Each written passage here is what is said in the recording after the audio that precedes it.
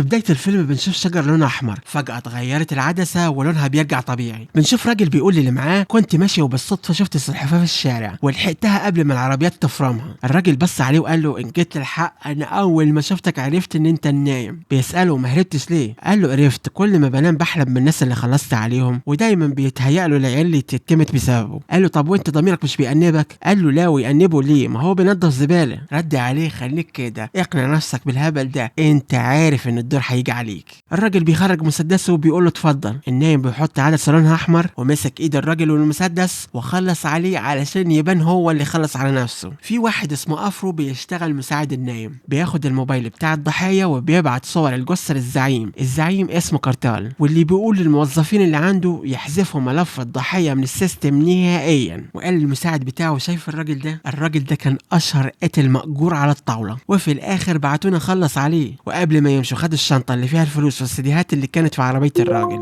وقبل ما نكمل الحكاية اخبط اللايك واشترك في القناة.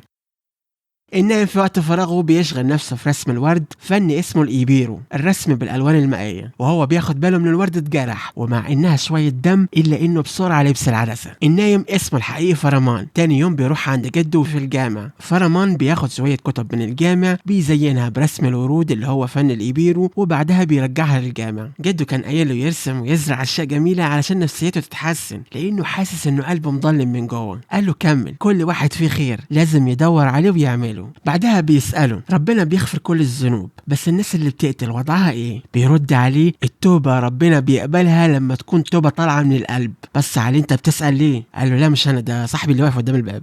هنشوف مكتب منتج اسمه سليم بيتكلم مع ممثله مبتدئه اسمها سايا. في حد بيخبط، استاذنها تستناه جوه لحد ما يخلص شغل. راح يشوف مين، فرمان دخل وقال له كلمتني عايز ايه؟ الدم اللي ركبه بتسالني فيه ايه؟ الراجل اللي اسمه كوستال ما خلصش على نفسه ولا حاجه، دول خلصوا عليه والدليل انه اشول وما عرفوش يحطوا السلاح في اليمين والتشريح اكيد هيتزور. فرمان ساله قال له انت تعرف مين هو النايم؟ قال له الناس اللي بتعمل الشغل القذر لما يعوزوا يخلصوا منهم بيبعتوا لهم النايم. قال له بقالي سنين على الطاولة وأول مرة أسمع الكلام ده. سيبك من الكلام ده، أنت اللي مش مركز. سليم فتح الشباك وجاب علبة سجاير مخبي فيها كل حاجة عملها عشان الطاولة، وهو علشان بيثق فيه هيديه العلبة، ولو جراله حاجة يبعت الفيديوهات للناس وهيديله فلوس كهدية ليه. فرمان شاف الحاجة في مكانها من هنا وصوته اتغير من هنا، غير طريقة كلامه وقال له سليم أنت طلعت مكار زي ما بيقولوا، وده أكيد، ده أنت صورت فيديوهات ناس كتير وابتزتهم، يبقى أكيد أنت واحد ذكي. بس الغريبة أنت لسه ما فهمتش انه هو يبقى النايم. ضحك وقال له مستحيل تبقى انت، ده انت شكلك عبيط ومفيش حد على الطاولة بيخاف منك. فرمان بيحط العدسة بيبص عليه، سليم بيخاف وبيرميه من البلكونة. افرو كان مستنيه تحت، خد الموبايل وفتح بصمة سليم وهو بيقول لهم كلموا الاسعاف ومشي.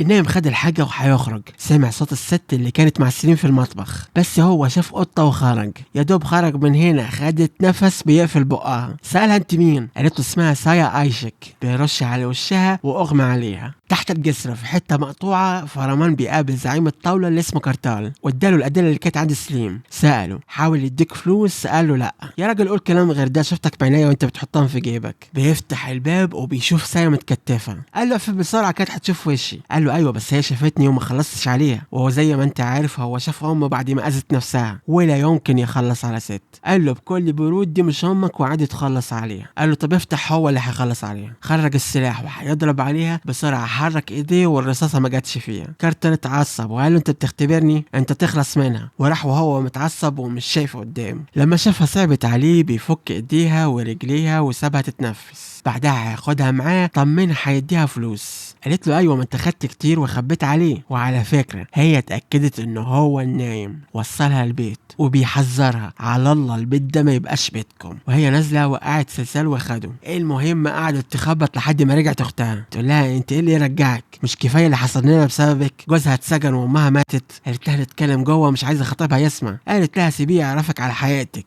قالت لها انت عارفه انها ما غلطتش في حق امها. قالت لها سيبك من الكلام الفارغ وتمشي قبل ما يرجع جوزها. ردت عليها انت سبت الراجل الزباله يرجع البيت؟ قالت لها واعمل ايه؟ مش عايزه العيال يبقوا زيهم، واحده مفتريه والتانيه مريضه نفسيا. هنا سايا اتجننت ومسكتها من شعرها وفكرتها انهم شهدوا ضدها في المحكمه ويدخلوها المصحه وهي سليمه. خلصت منها ورجعت العربيه، وفرمان عرف قد ايه هي اتظلمت من اهلها. رجع لها السلسلة وفرحت بيها لأنها كانت هدية من أبوها. قالت له أنت ليه ما رجعتهاش أول ما وقعت؟ قال لها ما رجعتهاش علشان عارف هترجعي. خدها ووصلها الأوتيل، وهناك قال لها أنت تسمعي في الأخبار عن وفاة طبيعية الناس مشبوهين، بس أنت متأكدة من جوه إنها وفاة مش طبيعية، هو اللي بيخلص عليهم. موظف الأوتيل بيهزقها لأنها من زمان ما دفعتش الإيجار، فرمان كان سامعه، خرج حشر كرة في بقه ورماله الفلوس. سايا خدت حاجتها وهتروح معاه. بيسألها انت ايه حكايتك؟ قالت له في يوم من الايام بتعرف امها واختها عن جوز اختها اللي بتحرش بيها، ولانه بيصرف على البيت الام قالت لها انت اكيد فهمتي غلط، واختها اتهمتها انها بتحاول تسرق جوزها. سجلت كل حاجه ووصلتها للشرطه وجوز اختها اتسجن. امها واختها هينتقموا منها لما يبعتوها لمستشفى المجانين بشهاده زور. بيعزمها على المطعم وبنشوفها بيدي الفلوس اللي خدها من سليم للست صاحبه المطعم ده علشان بتوزع اكل على المحتاجين. سيعرف انها لما سمعته وهو بيكلم المنتج افتكرت انه راجل غبي ملوش قيمه. قال لها هو قصد يوصل لهم رساله انه غبي وعلى نياته علشان ما حدش يحسب حسابه وياخدهم على حين غره. وفي مفاجأة غير متوقعة النايم بياخدها البيت عنده. معقولة النايم عايز حد يعرف هو ساكن فين؟ بيوريها البيت وعرفها انه صاحبه افرو ساكن معاه وهيسيبها تنام في الصالة. تاني يوم نزل المطعم وشافها قاعدة بتفكر في بكرة، مفيش حد من المنتجين كلمها، بتاكل مع مشردين وبايتة عند اتنين متعرفش هم مين وهتشوفه بعدين. فرمان جات له مهمة جديدة. صاحبه بيسأله لو معجب بالبنت، قال له لا مفيش الكلام ده. رد عليه ازاي مفيش الكلام ده انت بالنسبة لك كلامها اوامر. بعد شوية بنشوف جثة جديدة وبكرة هتقروا في الاخبار وفاة رجل اعمال شهير بنوبة قلبية. في الشقة سايا نظفت البيت وجت تكنس المكنسة قديمة وخرجت تراب وصوت عالي. بيظهر فرمان وصاحبه ونشنوا عليها. بتقول لهم مفيش كانت بتنظف وعايز لهم مكنسة جديدة. قال لها ولا يهمك. صاحبه بص عليه وقال له مش قلت لك كلامها اوامر. بيروح السجن يزور ابوه. هنتعرف على ابو فرمان اللي بيقول مراته خلصت على نفسها والموضوع خلص. بعد 10 سنين الشرطة بتقول جت لهم معلومة ان جوزها هو اللي خلص عليها واتحبس ظلم وحاول يقدم استئناف بس بيترفض. وكمل وقال اكيد مراته لما عملت في نفسها كده اكيد هو السبب، ما كانش سايبها تعيش مرتاحة. فرمان كان فرحان بالكلام اللي بيسمعه. اخيرا ابوه بيفهم انه كان السبب انها عملت كده وبيقول لابنه يا ريت لو اتجوزت ما تبقاش زي ابوك، وهيمشي من غير ما يسلم عليه. ابوه بيفكره انه ندمان على اللي عمله، قرب منه وقال له انت ما حاولتش تعتذر، مش جايز الاعتذار هو الحل؟ فرمان بياخدها للمكان اللي شفناه اول الفيلم عند المايه. قالت له انت ايه حكايتك؟ بيقول لها ابوه كان دايما بيعامل امه بدونيه وانها اقل منه ويستاهل احسن منها. ده ما كانش بيبص في وشها وما خدش باله انها بتنهار. وفي يوم كان عنده 9 سنين رجع البيت وشاف امه وهي مش بتتحرك ووشها لونه راح، وابوه كان بيقول له يخش جوه. المهم بعد كده ابوه بيبعته دار الايتام. الراجل الناتن ما استحملش يربي الواد، ولما كان في الميتم كان في حد من حراس الامن حاول طب حد من العيال وهو بنفسه خلص عليه وخلاها تبان على انه الحارس هو اللي خلص على نفسه. عجبه الموضوع وعملها اكتر من مرة لحد ما في يوم اتقفش واترمى في الحبس. الكلام ده وهو عنده 17 سنة. وبيجي ناس من الطاولة بيقولوا له يشتغل معاهم وهيخرجوه من السجن، وهو وافق بس بشرط يحبسوا ابوه. وهي دي حكايته. في الليل افرو بيستفز سايا بالكلام وتحدته انها هتضربه، مش مصدقين انها ممكن تعمل حاجة، بس هي علمت عليه من غير ما يعرف يعمل لها حاجة. سألها انت مين علمك؟ ردت اتعلمت علشان تحمي نفسها. كملت عليه وكسرت ضرسه اللي كان واجعه، وافرو كان فرحان بيها انها خلصته من الالم. المهم اننا اكتشفنا انه النايم بيستخدم العدسات الحمراء لانه بيغمى عليه لو شاف دم. فرمان بياخدها وبياخد افرو على اجتماع مع كارتال وقال له سابها عايشة لانها عرفت تضرب افرو وعندها امكانيات وممكن تساعدنا في شغلنا. كارتال بيوافق انها تشتغل معاهم. فرمان هيشتغل على تحسين مهاراتها وازاي تضرب رصاص، وافرو كان بيعلمها ملاكمة وهي كانت مش بترحمه. سايا سألت افرو لو بيحس بندم، قال لها لا كلهم يستاهلوا. بس لما سألت فرمان قال لها في بعض الاوقات بيحس بندم. سألته لو بيحبها، قال لها انت قلت حكايتك، وبرضه هو عمل نفس الحاجة واتأكد انه بيحبها لما شافها بتتخانق مع اختها. رجع البيت شافها بتفكر، قال لها مالك انت تبقي سعيدة انت بقيتي عضوة في الطاولة؟ عارف يعني ايه الكلام ده؟ الكاميرات مش بتشوفك خالص ولو اتمسكتي هتخرجي خلال 24 ساعة. قالت له يبقى تخلص على جوز اختها بيشتغل توصيل بيتزا واول مرة تحس بيها كان جاي ياخدها لما كانت في ثانوي. لا مش مشكلة، بس السؤال في ثانوية معينة ولا مش فارقة اي ثانوية وخلاص؟ وهنشوفهم في ثانوية بنات. فرمان وافرو مكتفين جوز اختها وبيقولوا اعتبريه تدريب، عايزينك تخلصي عليه. حاولت تخلص عليه ما عرفتش، وقعت صورة عيال اختها وغيرت رأيها، وجوز اختها قال لها عرفتك. فرمان سكته ولبسه الخوذة وبيرموه من فوق. بعدها بص عليها وهي بتعيط وقال لها يعرف كويس شعور العجز لما تبقى ايديها صغيرة ومتقدرش على حد اكبر منها. مقدر انها لما تقول الحقيقة محدش يصدقها، بس دلوقتي في حد مصدقها. بينزلوا تحت وهنكتشف انهم رحموه وادوله درس عشان ما يحاولش يأذي حد. في مهمة جديدة، زعيم عصابة كبيرة بيبتز الطاولة. المشكلة الراجل عنده حرس كتير، الراجل ده نقطة ضعفه النظافة، وعلشان كده هتروح قبل المطعم وهتوسخ الفازة بتاعت الطاولة اللي دايما بيقعد عليها، وهو هيتضايق ويحاول يمسحها علشان هو موسوس. وانتي بتحطي معقم عادي وهتديله معقم فيه حاجة وهتقولي له المعقم ملوش ريحة، وهو هيشمها وانت في الوقت ده تبقى هربتي. وهو بيشم ايديه اختنق وراح فيها. الحرس بيجري وراها وضربتهم كلهم بلا استثناء،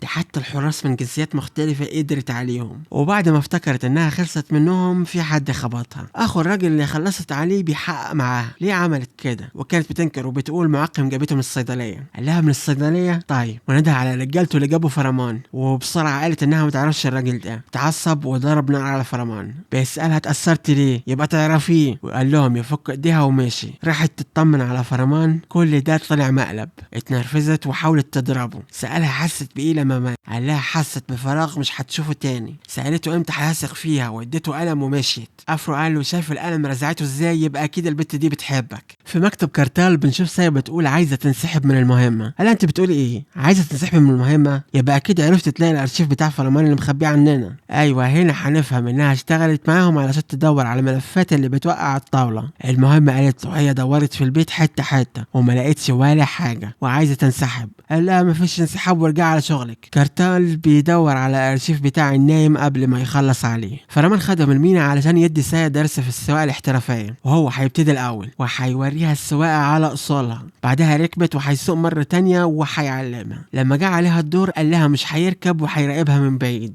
لما استعدت كلمها في التليفون وقال لها تمشي. كان بيقول لها تزود السرعه. لما قربت منهم النايم بيرمي افرو قدام العربيه وسايا بتحود بسرعه شغل محترفين. صاحبي بيقول له ايه انت كنت هتخلص عليا؟ قال له شويه وهتفهم. النايم هيفهم انها مش غلبانه زي ما بتقول، دي محترفه في الشغلانه. نزلها من العربيه وقال لها مين علمك تسوقي كده؟ مش جايز جوز اختك؟ وبعدها خرج سلاسل كتير وقال لها دي بتتباع في كل حته، يعني ما خدتهاش من ابوكي ولا حاجه. كان هيسيبها ويمشي، بس في لمبه نورت في دماغه ورجع لها ومسك فيها وضرب في الهوا من القهر اللي فيه. راح وقف قدام الكاميرا وفهم انه كارتال هو اللي بعتها. سامع كارتال اللي بيشوف الفيديو. سألها فرمان فين؟ قالت له معرفش. قال لها وافرو فين؟ قالت له خرج يدور عليه. كارتال مش عارف هيعمل ايه. فرمان راح الجامع وكلم واحد عايز يشوف جده. قال له امشي من هنا دول بيدوروا عليك. فرمان قال له ما عنديش حته اروح لها. رد عليه على فكره جدك عارف انت بتشتغل ايه. بعد ما جه كام عميل وحققوا معاه، بس زعل قوي لما عرف انك عميل في الاخر. قال له طريقنا غير طريقك، امشي من هنا، وقفل الباب. فرمان وقف وزعق علشان يسمع جده وقال له ليه مش عايز تكلمني؟ وايه طريقي غير طريقك؟ مش هي نفس الحياه؟ ايوه هو غلط وبيشتغل عميل، بس انت نسيت انه بابك لازم يتفتح لاي حد عايز يتوب. حد يقول لي لو كلامي غلط. جده بيخرج من الباب وبيشوف وشه اتضرب. قال له مش مشكله هو مسامحهم. ساله ممكن تقول لي اعمل ايه؟ رد عليه من قرون طويله اي حد بيخبط على بابنا بنقول له على الطريق الصح اللي هو مت قبل ان تموت، وبعد ما تعمل كده تعالى عندنا، وهي دي نصيحتي الوحيده واللي عايزك تركز فيها. بعدها بيشاور له على المقابر. تاني يوم راح يزور ابوه في السجن. قال له انا سبت لك فلوس كتير عند الامانات. ابوه كان بيفكر في حد هو السبب انه ما خرجش من هنا. قال له لا، لو عايز تخرج من هنا ما تلومش غير نفسك وبس. انت نسيت عملت ايه في الست اللي كانت عايزه رضاك ولا الواد اللي رميته؟ فرمان كان هيمشي، ابوه نده عليه وقال له سامحني. فرمان بيمشي وابوه اتقهر، ابنه مش هيسامحه العمر كله. وصلت عربية فيها كارتال وسايا وافرو، وفرمان كان بيراقبهم من بعيد. كارتال كان فرحان قوي لما شاف الفيديو الفرمان عند جده لما كان بيبص على المقابر. افرو تليفونه بيرن، اخوه فرمان يقول لكارتال مستعد يدي الارشيف بتاعه، بس ابوه يخرج براءة وهو يخلصوا منه من غير ألم ويدفن جنب امه، وكارتال اكيد هيوافق. فرمان راح البيت وجاب لهم الورد اللي كان مخبي فيه الارشيف، واتاكدوا انه هو الارشيف كامل. افرو دخل عليه وقال له سامحني، ما تخش كل هيعدي بسرعه. فرمان قال له يا ريت انت اللي تسامحني، وانت عارف ان اليوم ده كان جاي في واحد فينا هيخلص على التاني، المهم انك تسامحني. افرو ربط ايديه وخرجه. سايا بتساله مش هيودعها، سابها ومشي. كارتال بيقول للموظفين اللي عنده عايز اشوف كل حاجه مباشر. بيركبوا العربيه. فرمان قال له خدني عند المكان بتاعي. وفي الطريق فضل ساكت وكان بيفكر في امه. لما وصلوا فرمان كان بيبص في الميه، وافرو جهز الحاجه واعتذر منه مره اخيره قبل ما يديه الحقنه. في الوقت ده ابوه خرج براءه، اداله الحقنه بيفك ايديه وخرج رايح قدام الميه. سايا كانت عايزه تتكلم وهو بيقول لها تسكت. كارتر كان قايل للموظفين بتوعه يحذفوا ملفات النايم وسايا وافرو وبعتوا لهم الرجاله. سايا كانت مصره انها تتكلم، وقالت انها من سنه اشتغلت مع الطاوله وكانت وحيده ملهاش حد وكانت في السجن، وعلشان ما تعفنش هناك عملت اللي قالوا عليه، بس عمرها ما كدبت عليه بخصوص عيلتها. قالت له هم كانوا عايزينك تشوف الاوتيل، بس انت اللي رخمت ورحت شفت العيله، وكل حاجه مشيت زي ما كارتر كان مخطط لها. وهي كمان كان قالت لكارتر مش عايزه تكمل، بس هو رفض. حاولت معاه يرد عليها، ما قالش ولا كلمه. قالت له الحب والاهتمام اللي ما شافتوش من اهلها شافته معاه، وقالت له انها بتحبه، بس البرشام كان اثر فيه جامد وبيبص لفوق. فرمان تعيشوا انتوا. افرو بيبعدها عنه وبيصوروا. ده صاحبك انت نسيت. كارتيل رجالته وصلوا وقال لهم خلصوا عليهم. في الوقت ده بنشوف دخان كتير وقوة كبيرة من الشرطة اقتحمت المبنى اللي فيه كارتيل. اخيرا بيمسكوه وهو بيقول لهم انهم غلطانين. هو ايه اللي بيحصل؟ رجالة كارتيل جات لهم مكالمة من المركز الغوا العملية ورجعوا من غير ما يخلصوا عليهم. سايا وافرو منهارين. افرو قرب من صاحبه وبيغرق المركب. تليفون افرو بيرن، حد قال له شوف الاخبار حالا. شرطة اسطنبول بدأت حملة منظمة للتخلص من العصابات المظلمة داخل الدولة، ودول كانوا مسؤولين عن فرق الإعلام اللي اسمها النايم، واتقبض على زعيمهم كارتال. كل ده كان بسبب كتب اتبعتت من الجامع للتلفزيونات النهارده الصبح. فاكرين الكتب اللي فرمان كان بيرسم عليها واللي كان بيديها لجده؟ عمل زيها وحط فيها شرايح وذواكر وبعتها للإعلام. المذيعة كملت وقالت اللي بعت الكتب كان اسمه فرمان بياز. أفرو مش مصدق، ليه أخوه صاحبه ما قالوش إنه هيعمل كده؟ وحنشوف فرمان صورته بتغرق في الفن بتاعه. وبعد فترة من الزمن سايا كانت واقفة قدام المية وزرعت الورد اللي بيحبه فرمان، وفجأة كان في حد بينده عليها وبيقول سايا عايشك، والصوت ده كان صوت فرمان.